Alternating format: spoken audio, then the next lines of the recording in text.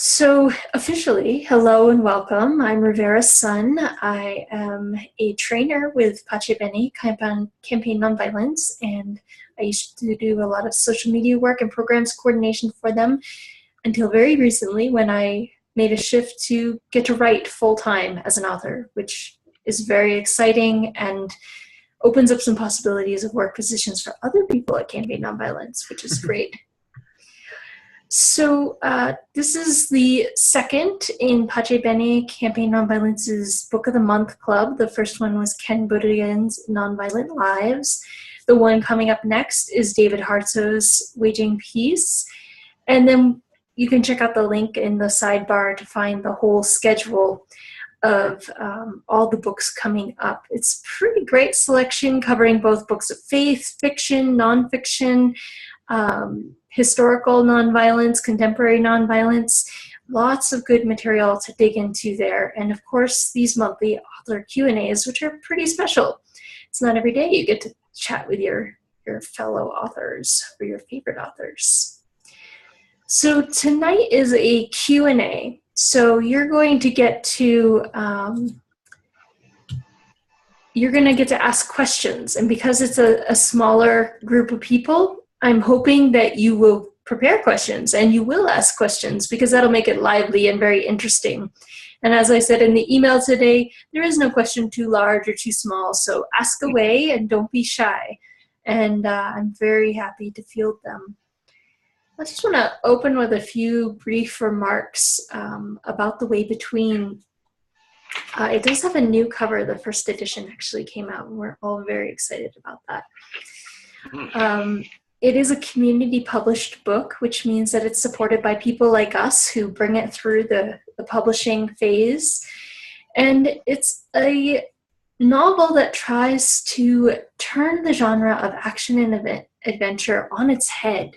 Usually in that genre, we're delivered non-stop advocacy of war, sword fighting, violence. It's very rare to find an action adventure story that doesn't promote violence, actually, although most of us have been so trained in the culture of violence that we don't see it that way. We don't think of The Lord of the Rings as an ode to violent conflict. We think it's about conflict, and obviously violence must be necessary. But this really reflects kind of the thinking of former centuries and doesn't incorporate the new knowledge that we have and has been hard won by millions of people all around the world about the field of active nonviolence and peace building or peace skills, that we now have new knowledge as human beings that turns those old paradigms of violence completely on their head. And a good example of this is the groundbreaking work of Erica Chenoweth and Maria J. Steffen, who compared violent and nonviolent conflicts in similar situations, such as overturning a government regime, expelling a foreign invasion, or stopping, ousting a foreign occupation. And they found that in those circumstances, nonviolent action is not only succeeding, it's succeeding twice as often as violence, in a third of the amount of the time, with a fraction of the casualties. And if we know this, if this is statistical, empirical fact, then those of us who work in the field of fiction, in movies, in writing about conflict, in policymaking, everything, should really take a pause and reflect and rethink what we're advocating for and promoting in our field. And for me, that's the field of novels, of fiction. And so I went back and I reflected upon what did I read growing up? What were my favorite stories? And I actually loved, sword swinging women warrior type characters, where they had to dress up as boys and pretend to be soldiers until they got ousted and became the women champion of the world, because that was the new narrative of women's empowerment of the day. But what we've really found in the reality of the world is that empowerment doesn't actually come through the brunt of a sword or the barrel of a gun. Empowerment comes through engaging the ability to non-cooperate, to organize, to use civil disobedience to make change with these tools of nonviolent action. And to really wage peace in the deepest sense of those words, to de-escalate conflicts, and to use the skills that the field of peace building has really articulated over the years. And our friend David Hartsoe, who's on this call, is very familiar with that in the context of nonviolent peace force and unarmed peacekeeping. So my goal with The Way Between was to weave these new knowledges that we have, these things that have been rising up in humanity's experience and have just come to a point of consciousness breakthrough, and put them into an action-adventure story that has all those bells and whistles that we love. You know, the mystery, the intrigue, the super awesome girl heroine, the fantastical land that we've never been to. It's totally mythological. The challenges, the secrets, the almost Karate Kid style, learning of a new, I guess, non-martial art form called Azar, The Way Between. And to see if a novel like this could give our kids and ourselves and our elders a taste of the skills that so many of us are learning to embody in the world today. And what I've found since the book has been in circulation, which has been in its early advanced reader copies since November, and in the first edition since March, is that there's a magic to this book, something I didn't expect at all. I mean, I expected there to be kickback. I expected people to be like, oh no, this will never work. But what I've found is all these stories of people, a lot of older people who read the book and tell me they're crying on page 71. Or they just read it avidly and they handed it to their 14-year-old. Or one mom who posted a picture on Facebook of her 4-year-old son looking at a river and told me that they were looking at the river right before they read the scene together at night in The Way Between, where she's tossed in the river to follow the way between the flowing of the river. And that she's reading this book to her son because she knows it will influence his life. As an author, those are the stories that really make your heart move very deeply and feel very honored at this fairly magical process that is a novel and a reader. And I'm just seeing this novel do miraculous things I didn't expect, and become a way of people talking about this subject matter, in that people will say, I am actively trying to follow the way between in my workplace. Or I am looking for Azar, which is the made-up name for the way between, or the third choice between fight and flight, which we know as active nonviolence.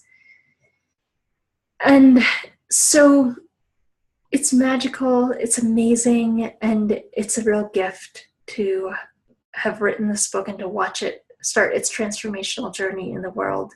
And I just honor you guys in Pace Bene for making this moment of the journey possible, where we can ask questions and dig into the subject matter together. So with that, I'm going to turn it back over to you guys.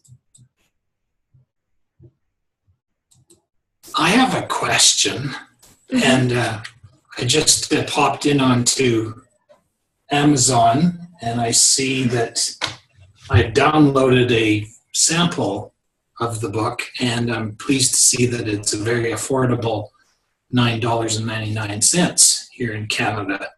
So that's how I will acquire it, and I'm looking forward to sharing it with my son in particular, who is 14 years old now.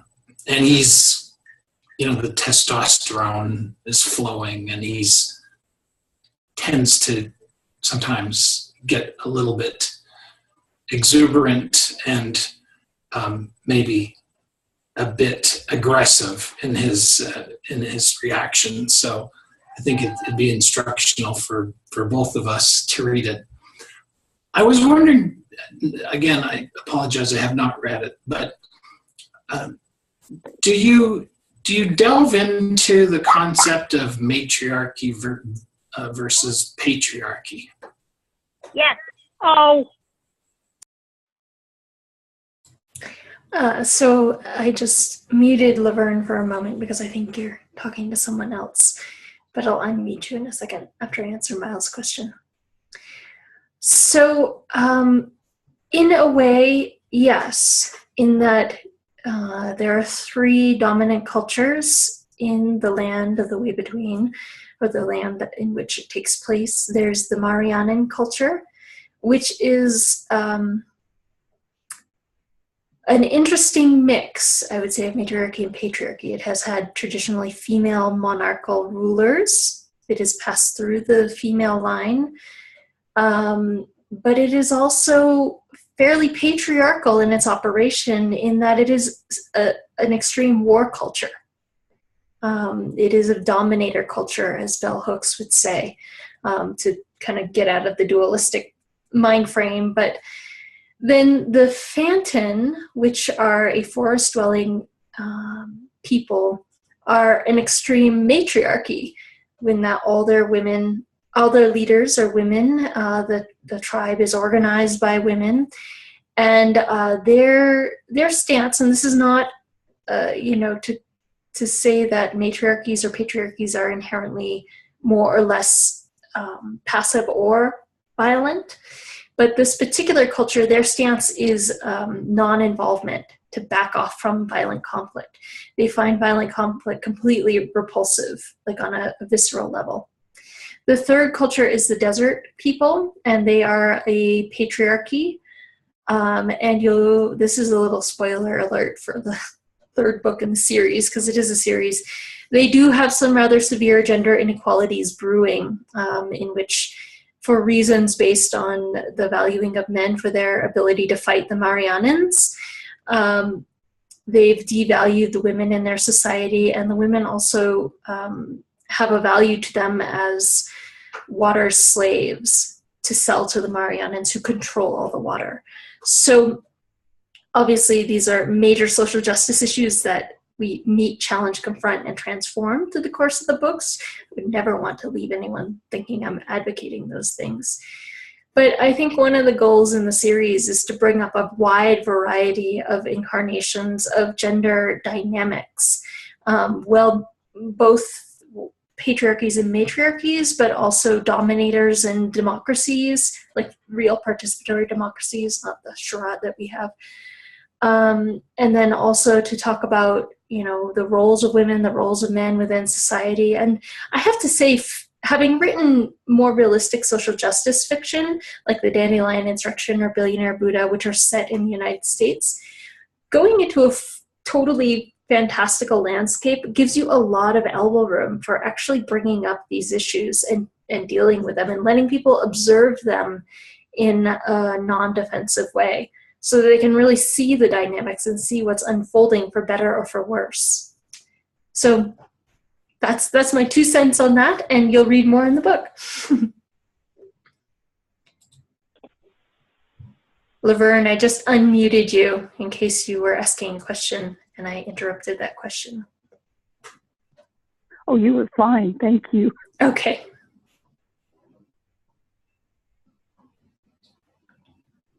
Rivera, I'm wondering if you can share any more about kind of the inspiration for this book, and the progression, like you were just saying, of these kind of novels set in today and now moving into this novel set into the fanciful world, and how that idea kind of came about. So it's kind of funny. While I was writing all these social purchase novels, I would have one story in the back of my head for those days when I just couldn't deal with any more social justice issues, right? So we all have those little things that we do. We watch movies, or we go soak in the hot tub, or whatever it is. For me, I spin stories in my mind. And Ariara and the Way Between was the story I would spin when I needed a break from the grind of paying attention to reality. But and this has been going on for many years, actually, but as I learned more about active nonviolence and learn more about peace unarmed peacekeeping, peace building skills, conflict resolution, all this dimension of the tools and resources we have at our disposal, those started to weave into the story too. And they had to, because there are major injustices in the world that Ariara lives in. There's been war constantly with the desert people for the living history of the two kingdoms. She's learning the way between, which is a nonviolent martial arts form similar to Aikido, but also a way of life and a practice in the midst of a training monastery for armed violent conflict, monks and warriors. And so these were skills that she actually needed as a young child to navigate things like the bully that she encounters, or the fact that war is on the verge of breaking out again with the desert people. So that's the origin of this. Yeah, I see that.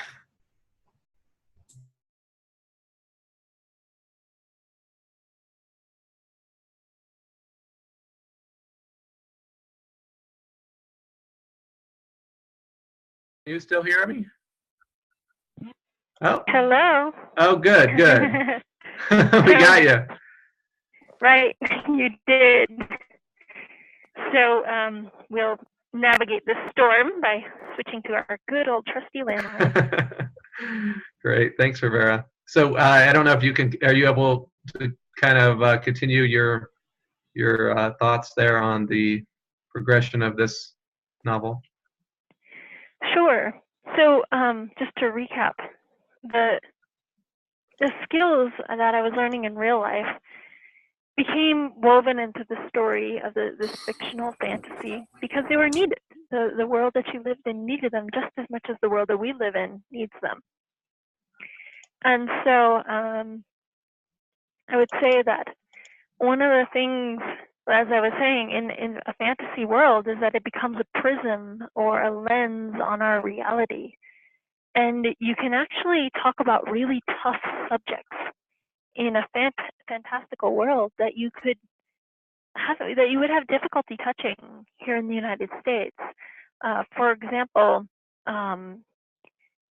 many of my friends who are veterans for peace they were real sources of inspiration for this book. The stories that they tell, their life journeys, their experience directly being a part of the war culture and now taking a stand against it.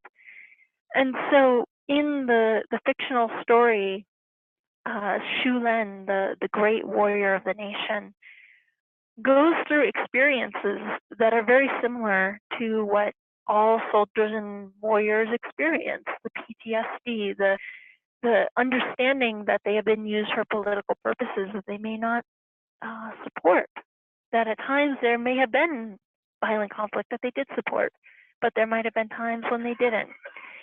And as books like Catch-22 or many of the anti-war books have shown us over and over again, the US culture, at any rate, has a very difficult time swallowing these stories. It directly confronts their addiction to war and their uncritiqued, almost rabid support of war at all costs. War night and day, warriors and soldiers and veterans being honored always. And in the fictional way between, what emerges is the opportunity for the stories and the perspectives that I hear from my friends and veterans for peace to be heard in a fictional story, but also to be really to allow the emotion to really come to the surface, or the drama of the scene to carry us through that, to evoke our human empathy and understanding. And so I think what can be accomplished in the book is very powerful, and I think it's a wonderful vehicle for saying things that have difficulty being said in our current culture. Thanks, Rivera. Rivera, can you hear me? Yes, I can, David. I just want to thank you for all your work in writing both these books. Uh, as I think all of us on this call know, the addiction to war and violence and threats of violence is a very heavy addiction that has really what's the right word? Which is just so prevalent in our culture, in our media, and our whole way of being. And my understanding is that your hope is that through these novels, sharing how people are somehow getting beyond that addiction and how they relate to each other and how they try to resolve conflicts can be a model that can inspire hopefully millions of people, that there are different ways to, we don't have to continue in this addiction for our whole lives. But I was just wondering if you could share more,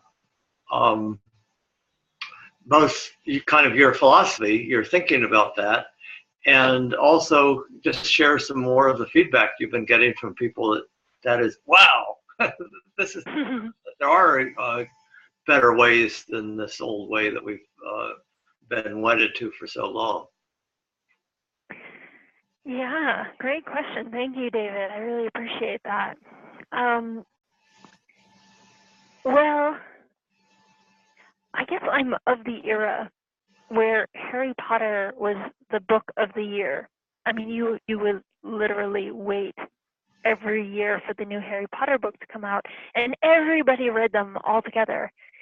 And it became like a lingo, a lingo of story that we all shared in together. And I think you probably know from your own work, David, that oftentimes one of our biggest hangups or challenges in working for peace and active nonviolence is that people don't know their options, that they're fed the mythologies of the culture of war and violence in nearly every movie, every news report, oftentimes classes that they're attending at school from, kindergarten all the way up through graduating college. That's true for our friend Erica Chenoweth, who did such groundbreaking work. Her experience was all with violent conflict studies until such time as she was challenged to compare nonviolent campaigns to violent ones. And so I think one of the things that we're up against is that the culture of war is so unchallenged and almost unseen, because we don't recognize that when the hero resolves the scene by slaying the villain, or the villain is accidentally slain, which is the PC version of that, or that the answer to the conflict in the story we're watching in a movie or in a book is to have a battle either of individuals or societies, and the winner is obviously right, and usually that involves our protagonist. We don't realize that this is a form of cultural indoctrination that begins at a very young age with fairy tales and continues all the way on up to when we're adults and we're watching evening news. And it's important to break up or literally intervene in that programming, and to expose people to these ideas that nonviolent struggle and active nonviolence and peace skills are not just airy-fairy concepts. They're vital, they're alive, they're effective, they're transformative, and they work. And they actually work better than violence in almost every situation that they can be applied in. And what really occurred to me as I was writing our era, or The Way Between, which is one of 7 in a series, is that if Harry Potter could break through our consciousness to the point that all of us know who Harry Potter is, I don't have to explain that. Then what happens when active nonviolence goes mainstream on that level? What happens when a plucky little red-headed heroine becomes known as much as Harry Potter? Then we start to have a game changer globally and societally, where the unchallenged assumptions of the war culture have to actually stand up for themselves. They're going to have to prove that they're actually better, and we know from the statistics that they are not. And the skills of active nonviolence and peace building get a chance to speak to the hearts and the minds of the people. They get a chance, finally, on what is still not a level playing field whatsoever, but a chance to speak for themselves in the consciousness of the people. And I think it's pretty powerful to reflect on the idea that Ariara is 10 years old when this series starts. By the time it ends, she'll be nearly 20. And what happens when our 10-year-olds today read one book a year until they're 17? And they come flying out the other side of these stories that deal with a large number of social injustices, including war culture, gender inequalities, slavery, environmental issues, monarchies versus democracies, class struggles. It seems so impossible that a single series could cover them all, but in reality, in our own world today, we are looking at the need to address multiple issues that intersect in powerful and profound ways. So if this is happening in a fictional world, I believe it's just a reflection of the work that we need to do in our real world. But what happens when our young people or our old people, anybody comes flying out the other end of that series is, I don't think you can go on a journey like that without being transformed in some way. And I believe that once we get to the other side of that journey, we're going to be in a place that we can hardly imagine today.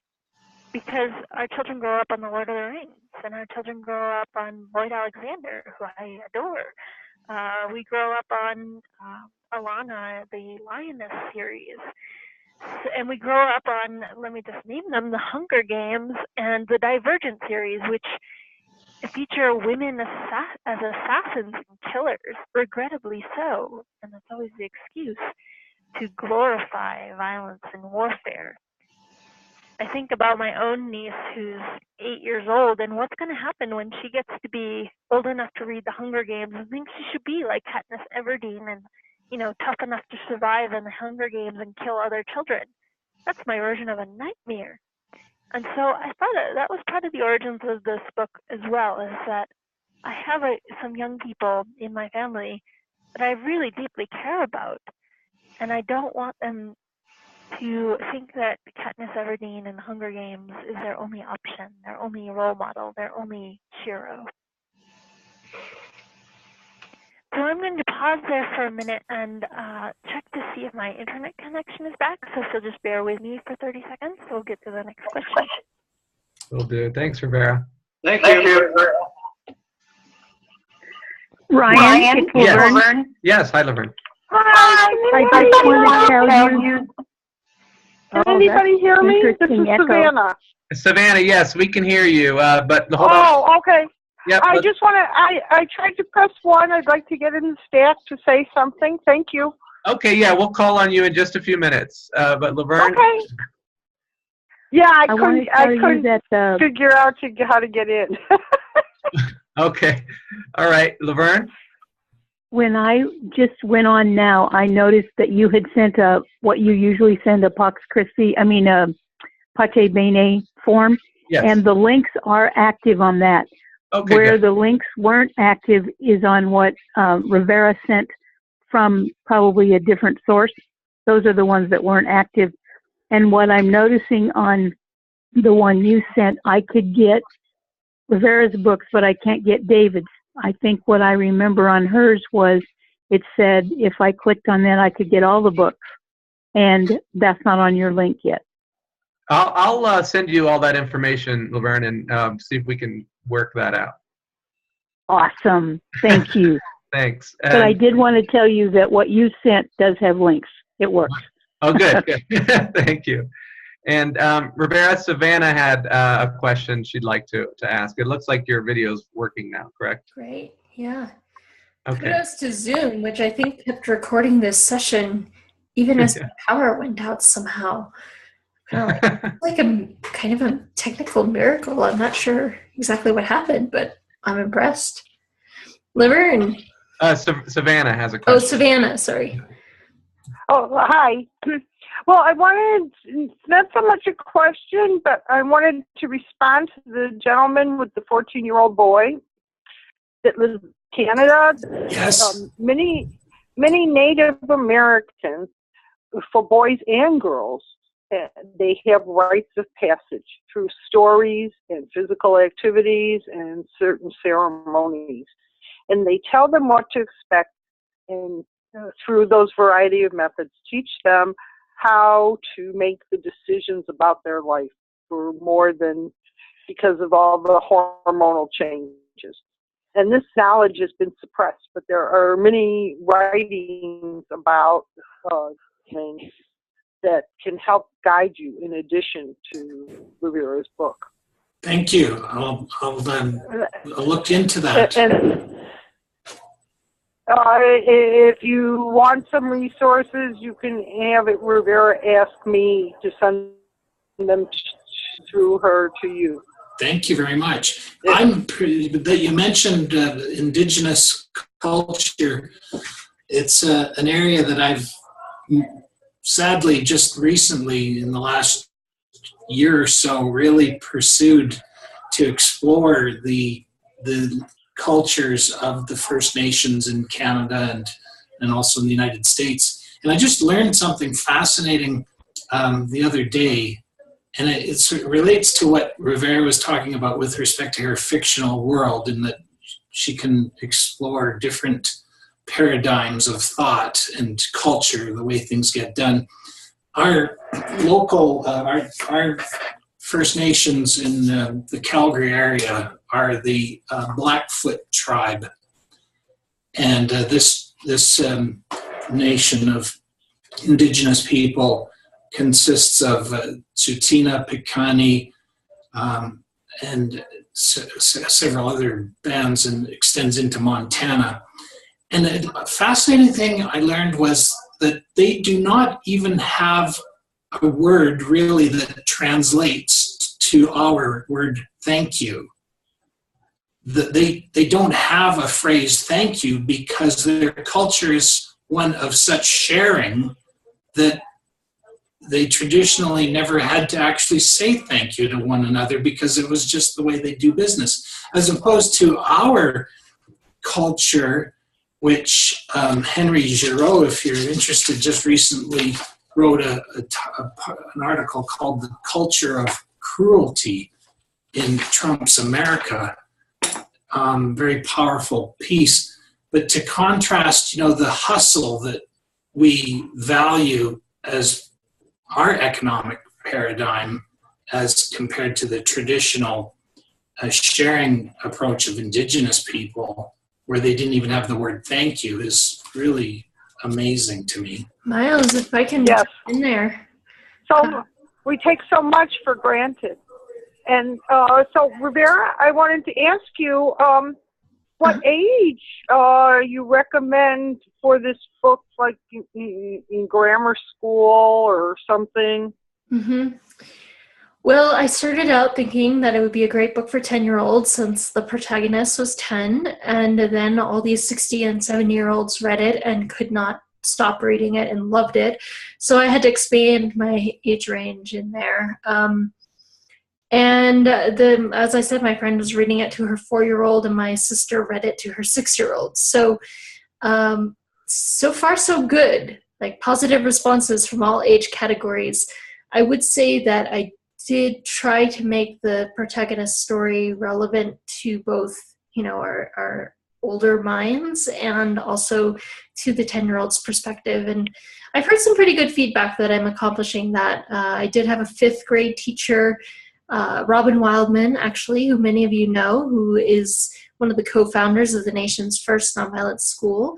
She read the book and loved it and recommends it to many people. And so I did call upon a few people to, check it out for age appropriateness, and I think we're doing all right. So I would say it's pretty good for all ages. It's especially has a special insight for 10 and 11 and 12-year-olds. And then younger than that, it just depends on who the kid is you're talking about, whether they read it on their own or you read it to them. But I have heard it's enjoyable even for those littler guys, which I'm pretty impressed at. Well, would you consider a picture book with the story to counteract so much before children are aware they're being impacted in their beliefs, like 5 and 6, and just to get them thinking that there's an alternative way to look at situations? And so it would have to be simplified, and pictures are always great, because when the children hear the book, they can read the pictures, and even if they can't read formally, they can do the story in their heads with the pictures. So that would be something, maybe, I don't know if you'd want to consider that. It's a great idea. I think it might be a whole other project, but it is a great idea. Put it on the writing list, which is about 10 miles long right now. That's good news for everybody. Yeah, because we need things like this. There's a number of alternative books on different subjects, like to single-sex parent families, and death and dying and grief and bullying, but things like this to counteract so much of the violence that people aren't even aware that they're traumatizing their children. I'm sorry, that's called trauma, with a capital T, trauma, because it's very disturbing to their systems and their minds. Because that's what they think about the world.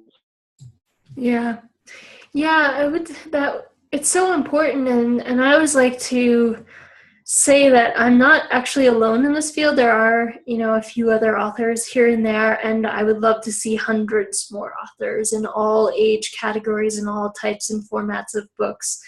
I actually feel like one of the things I would love to do is to give a talk on nonviolent civil resistance for authors specifically, to expose them to the ideas that we, many of us on this call, are very familiar with active nonviolence, or becoming more familiar, but the majority of authors are not. And so I think there's some wonderful work that could be done in showing them this incredible range of problem solving, and which is plot solving, basically, for an author, that comes out of the nonviolent toolbox, that could really enliven their stories and actually align their stories with the reality of the world that we currently live in. We think of it as so violent, but the reality is that nonviolent struggle is happening more than ever. It's exponentially off the hook right now. And it's happening in all kinds of countries all over the world. And here in the U.S., we're seeing it grow and grow and grow. And I think our stories are going to have to reflect that, or they're going to be terribly, woefully out of date. People are going to read them and be like, why did they use violence? That was such a dumb thing for the characters to do. All right, more questions, you guys. We're getting into the last 10 minutes. So if you've been sitting on a question, you should pop it out now, like a chicken with an egg. This is Ryan. One of the things that strikes me about this book is that it fills the void of kind of cultural nonviolence. That, what we're getting more and more nowadays, I think, the analytical side of nonviolence with Erica Chenoweth and the statistics, and trying to get the word out about the real facts behind the power of nonviolence. But this book really helps to provide that heart and emotional side that is, I think, really important too, that kind of helps get people to feel and understand what nonviolence is about. So I'm really appreciative of that. And I don't know if you have any thoughts on that further too, Rivera, but I mean, you've kind of been alluding to that too in some of this conversation. Yeah, I would say that's one of the most exciting work about the series coming up, is knowing that that gap is so huge right now. I mean, we have The Fifth Sacred Thing and City of Refuge by Starhawk. We have Ursula Le Guin's Eye of the Heron, and a few other titles that very consciously feature nonviolent struggle. But when you think that thousands of titles are being published each year, and I'm not even going to talk about the movies, we have seen, again, just a few token movies about nonviolent struggle. Notably, Selma comes to mind, or Richard Attenborough's Gandhi, which was produced in the year I was born, which is long ago enough to need some others. But meanwhile, I mean, this is what I keep saying to everyone, the action, the adventure of our times is happening in nonviolent struggle. It's not happening in war-torn battlefields. That's like, even though we love the war culture, paying attention to the battle scene as the focus of our mythology is passé. The Vietnam War and the anti-Vietnam War protesters actually deserve a lot of credit for challenging that and for pushing that out of national spotlight and cultural attention. But people need a new narrative. And I believe the Act of Nonviolence gives us that, you know, the Standing Rock water protectors really, and a lot of indigenous cultures, including my radio co-host Sherry Mitchell, you know, stand up for warriors and really keep reminding people that in many of their tribal languages, warrior is not tied together with violence. In fact, that's usually the least of the definition, if at all part of the definition. And so where are we going to turn to for our new narrative of what it means to be human and courageous and brave? Because if we dissect the war culture, there are elements that we all agree we love. There's loyalty, there's commitment, there's devotion, there's dedication, sacrifice, overcoming serious challenges, proving oneself. These are all things that the human being actually deeply loves. It's been with us since the dawn of humanity. But in the Dandelion Insurrection first, and now in the way between, what I'm trying to show is that nonviolent struggle has demonstrated in the real world that those values are separable from the violence which we have attached them to. And as I learn more about history, I actually am getting to the point where I think those values were appropriated by early conquest and warring cultures, and they were co-opted from societies that displayed them and embodied them in non-violent ways to prop up and ensure the dominance of the war and violence and conquest culture. This is very long ago, and I'm largely thinking about Europe, which is the region that I'm looking at right now historically. But one of the things that was really interesting to me is I watched the film adaptation of The Giver, which is, again, a children's book, a wonderful children's book by Lois Lowry. And there were all sorts of things about the movie I didn't like drones. But there was this moment when the boy, who his whole story is he's receiving memories, because one person in their culture receives all the memories of the past, so that people aren't burdened with them and don't make wrong mistakes. They live only in a very surface level in their world. But one person has to hold all the memories. So he holds the memories of colors and love and, you know, sledding and all sorts of things. But when he receives the memories of courage, the director did a very interesting thing. He showed a scene of skydiving, a very quick scene of whitewater rafting. And then boom, boom, boom, boom, boom, boom, boom, 20 scenes of non-violent struggle. I kid you not. That was Jeff Bridges, the director, his definition of courage.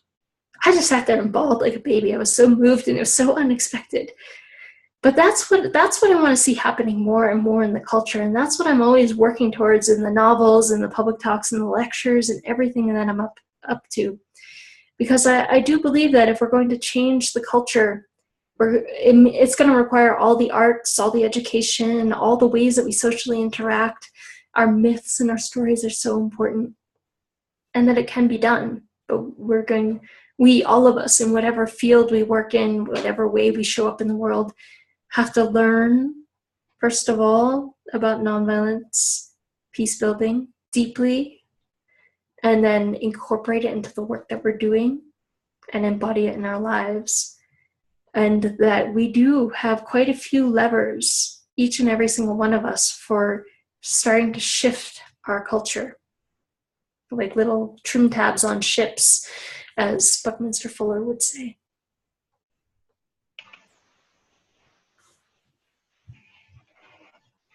If nobody else has a question, I have another question, Rivera. Okay. David? I'd just be interested in hearing a little bit about the process of writing a novel like this, or writing this novel. I mean, do you kind of do an outline of what you see the story turning out to be, or is this just as you start the book, it just grows as you go? So that's one question. And the other is the series, the things you still hope you plan to write. If you could just share a little bit about, what's still to come.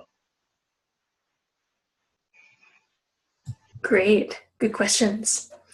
So my process for each book is a little bit different. It's an evolving thing, but this one involved lots of dreaming. Lots of laying around on my floor by the fire, just imagining the scenes and the stories and writing down notes. And I knew from the beginning that it would be a series. And so I have lots and lots of notebooks full of notes on the whole series. And things shifted and transformed. I changed the starting age of Ariara several times, which changes the material you can dig into and the plots. And you can't have her falling in love in the second book if she's 11, right? Or if she does fall in love, it's a particular kind of love. And it changes the way that she deals with or triggers or catalyzes change as well. People's agency shifts at different ages. So I have lots of stacks of notes on this project and lots of dreaming time under its belt, which I think is really important. One of the things in my work is to let the world come alive. I used to do theater, solo theater specifically. And in solo theater, you actually, project out as the actress the world that you're living in. You literally smell the smell that's blowing on the wind. And so as a novelist, I use that too. And I put on the bodies of my characters, sometimes very literally. I'll occasionally still walk around as a particular character just to see, if they have a hunched over back, how grumpy does that make them by the end of the day? They're really bright and perky. Does that cheer me up when I'm depressed? So I do some of that work in the process of writing the books as well. And then I tend to just obsessively write, and it'll go through waves. I write every morning, but occasionally a story will just really take hold and it will just make me write all day and all night. And there were times when I would wake up at 4 a.m. and just know what the scene was that I was missing in the book. Or I think I finished the first draft of the book as the full moon rose on the edge of the mesa. All sorts of wonderful, mysterious and mystical things like that. And and then I revise. I revise and edit like crazy. And I think I'm acknowledging that more, because people used to say, oh, you just channel your work. And sure, there's a process of tuning into the world of the story and writing down what you're seeing, observing, sensing, feeling, letting the story unfold in its own magical, creative way. But then there's a real, there's a craft to the revision. And I think that is really helpful for people who also write to know about, to the process of pulling out the stitching of a scene and restuffing it and putting it back together. Sometimes I take a whole scene and I just change the character name and it works so much better. It shouldn't have been that character that I thought was supposed to be in there. It's supposed to be the other one. I try to have a sense of humor. Every now and then a character totally hijacks a book, and I'll write like volumes about this character and then suddenly be like, what are you doing? You are not the protagonist or even like the central side character of this book. Get out of there. You'll have your own book maybe someday. So it's actually a fairly lively process, which might get me committed to a mental asylum someday, but let's hope not. And so in response to your other question in the series, I don't want to do too many spoilers, but from the world of Monk's Hand, which is a mountain scene, in the first book where she starts to study the way between and Azar, she then goes down to the capital in Mariana, which is a valley area. And once in the capital, she's dealing with a lot of issues around privilege, around monarchies, power and control, and also dealing with this very uncomfortable reality, since Ariara is of mixed blood from the Marianan side of the equation and the desert side of the equation. There's numerous desert people who are held as what they call water slaves. They have been exchanged for water rights. And I live in New Mexico, so water rights are a huge deal here. It's not actually so unreasonable to imagine that you would have to sell somebody in your family into slavery to secure your water rights for your family. They would not do that in New Mexico, but I'm saying the pressures around water rights are very prominent. And so she walks into this extremely uncomfortable injustice that she has to navigate and has to understand what to do about. And I won't tell you what happens, but you can imagine. And then from there, in the third book, she goes into the desert. And as I mentioned earlier, the situation with the water slaves and the constant wars with the Marianans has created a gender imbalance in their society, in which the women are subservient to the men. And Ariara doesn't come from that background. In Mariana, the women are not subservient to the men. They're the powerhouses. And so her very presence starts to upend the whole situation. And from there, she goes back to Mariana in the fourth book and has a lot of encounters with class issues, which are rampant in Marianan society, and starts to really work on issues of democracy. And then in the last three books, there's another challenge around looming wars, and we get to revisit that theme from the point of view of not a young child who has just learned about the way between, but someone who has lived and walked in the practice skillfully for years now. And how does she confront that situation? And then, of course, there's always those lingering themes, which I can't tell you about because it'd be total spoilers for the whole series, that do get resolved in the 6th and 7th books. Thank you. Yeah. Thank you very much. All right. Rivera, you, I believe I saw a statement or comment that your book has been successful in getting into the hands of some of the schools and the children. And I imagine they could do a lot of creative things like make their own drawings and posters and discussions about these characters and the approach to problem solving with nonviolence. And I'm thinking that'll just be wonderful, because the traditional storyline is always so predictable. There's the protagonist and the antagonist, and they have their fight, and somebody comes out the winner. And even myself, I find going to so many movies these days, I don't go to many anymore, but it's always so predictable. No matter how wonderful the special effects are, it's sort of to me, it gets boring once you are impressed for the first 10 minutes of the special effects. That it's nothing but one battle and then another battle and more violence, and eventually somebody comes out the winner. But there's not a lot of depth to it, is there? No, and I guess that's one of the things I'm have my eye on with this series, and most of all my work, the Dandelion Insurrection and the sequel to it that's coming out this year as well, is like we just keep saying, you know, we know there are better plot lines, literally, for humanity, and that the more the average citizen, the average person knows these plot lines and has used some of these skills, such as de-escalation or conflict resolution or nonviolent action in their own personal lives, the more successful we're going to be as human species at navigating conflict. Some of my friends in conflict studies, such as Tom Hastings, like to say that conflict is inevitable. Violence is totally optional. You know, he really brought to mind the idea that war is a conflict management option tool, and it's really not a very sensible one. It's very wasteful from like a deep analysis of that system, not to mention all the obvious horrors of war.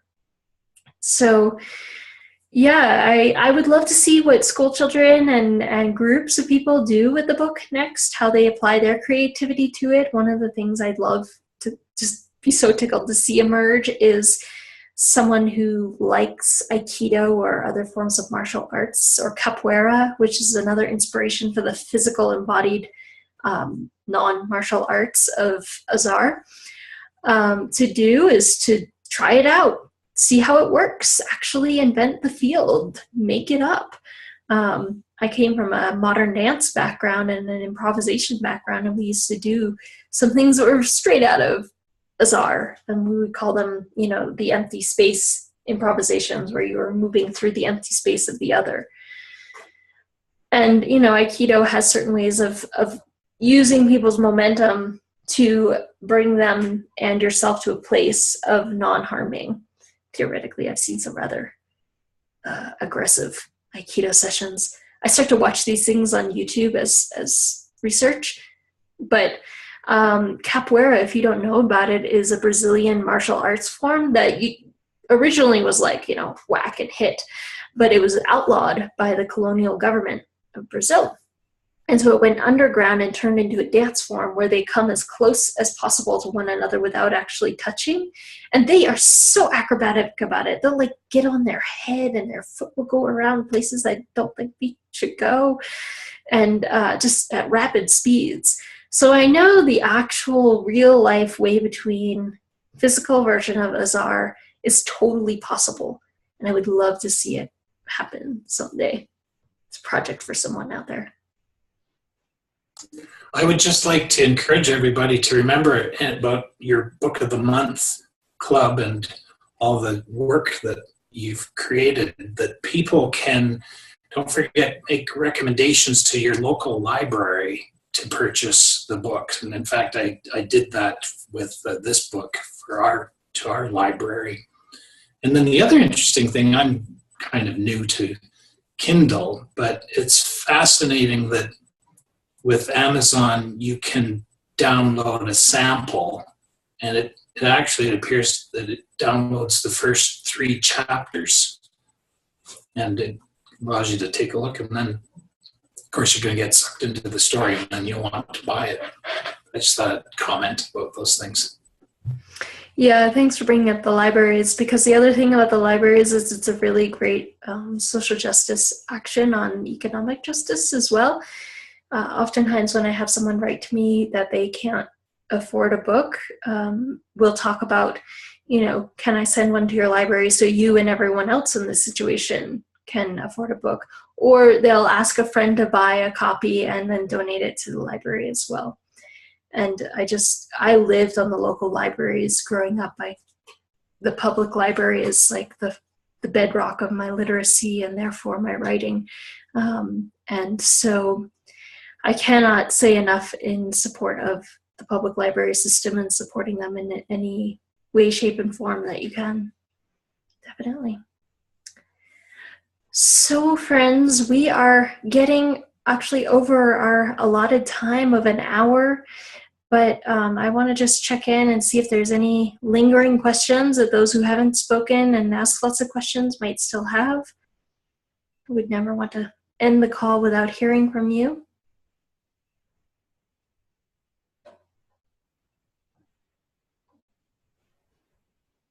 All right, so we have resolved everything, as John Deere likes to say. And I just want to thank you all for joining us on this call and for tuning in, listening, sharing your thoughts and reflections and questions. And please do read David Hartso's book. You will completely enjoy it. I did. I have a copy here and a much belated review to post. And talk about someone who's actually like lived the way between. It would be very interesting to go from reading the fiction to reading David's real life story and seeing the parallels between those. Yeah. You want to say anything, David?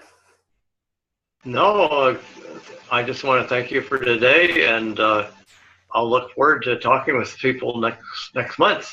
And we should set a time because I think the original date you gave me won't work. But so Okay. We'll do that soon. Great. We'll check in about that. Okay. And special thanks to Ryan Hall and Pache Bene Campaign Nonviolence for hosting these calls in the whole series. It's 9 people. a great way to engage people in these conversations. So Thank you, Rivera. thank you all, and good night. Good night. Thank you. Thank you. Bye. Goodbye. Thank Bye. you. Good night. Good night.